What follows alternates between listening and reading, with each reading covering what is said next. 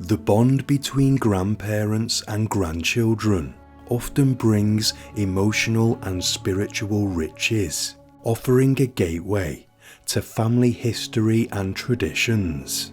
For Dwayne Wallach, tragically, it spiraled into an unimaginable horror, leaving even a 26-year veteran police officer declaring it the worst thing I have ever seen.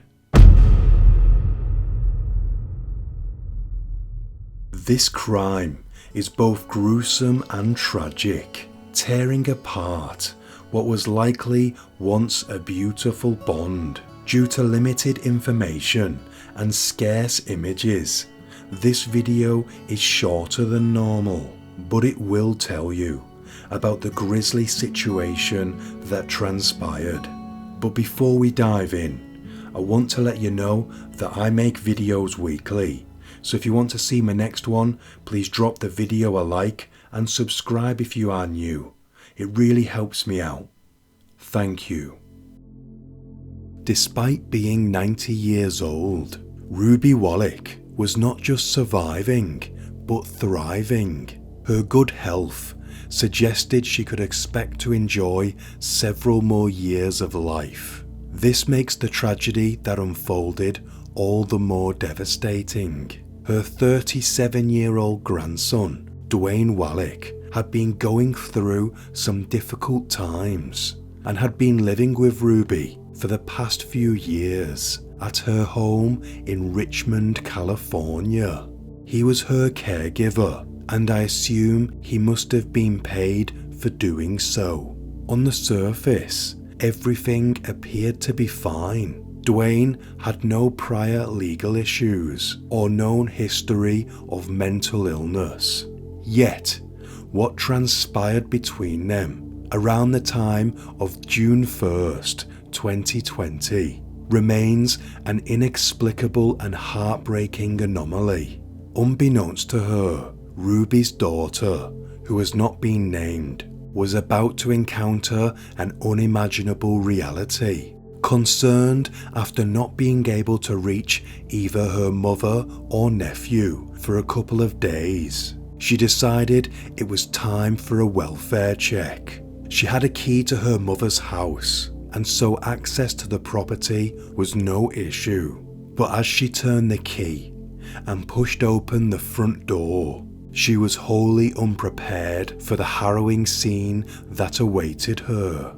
A sight that would change the course of their family's history. She found her mother on the living room floor, bleeding. Standing next to her, smeared with blood, was Dwayne. While the exact details of what transpired at that moment have not been publicly disclosed, one can only speculate that the daughter likely retreated from the property, her mind reeling in shock and horror. Whether she temporarily exited out of an instinctual self-preservation or possibly remained in a frantic effort to somehow protect her mother, the gravity of what she had just witnessed was undoubtedly overwhelming. She immediately called the authorities at around 2:10 p.m. on June 1st, 2020. Officers responded quickly, and when they arrived, they found Dwayne straddling his grandmother and, quote, digging into her flesh. Dwayne was actively using his hands to assault his grandmother's neck and head. He was eating bits of her flesh in front of everyone. Despite repeated commands from the police officers to cease the assault, Dwayne remained unresponsive to their demands, resorting to more forceful measures. Officers deployed their tasers in 5-second bursts. Even then, it took the collective strength of 4 officers to physically restrain him and secure him in handcuffs. Shockingly, during this intense struggle, Dwayne still attempted to continue his violent assault on his own grandmother. A harrowing sight of the dark and incomprehensible turn this family situation had taken. The case shocked even veteran homicide detectives, with Police Sergeant Aaron Pomeroy being quoted as saying that in 26 years of law enforcement, it's the worst thing I have ever seen.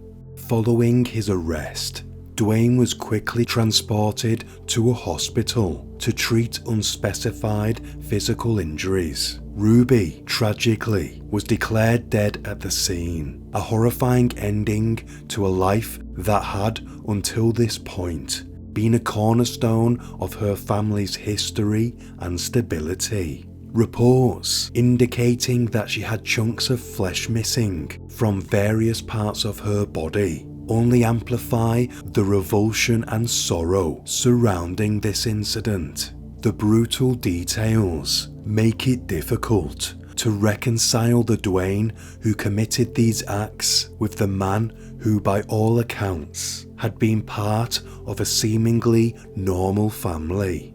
The case becomes even more depraved. It was later discovered that days earlier, Dwayne had murdered his grandmother with a knife and an ice pick. I can only imagine how gruesome that must have been. Allegedly, over the next 3 days, Dwayne was surviving by eating his grandmother's remains. Literally one of the most vile things I've heard. The absence of a clear motive make this case all the more perplexing and unsettling. Investigators have suggested that Dwayne may have been under the influence of synthetic stimulants at the time of the attack, but this serves more as a possible explanation rather than a justification for his actions. The latest available information indicates that Dwayne was charged with murder in 2020, but beyond that, reports on this case have ceased. By all accounts, Dwayne seemed to be a decent individual, which makes this inconceivable act all the more jarring. If, as investigators have suggested, Dwayne had succumbed to addiction and entered some kind of psychosis, one can only imagine the overwhelming burden of guilt and horror that he must now carry with him as he serves his time in prison for murder. The man he seemed to be and the actions that he took make this case not only shocking but profoundly sad. Thank you for watching. Until next time, stay sane.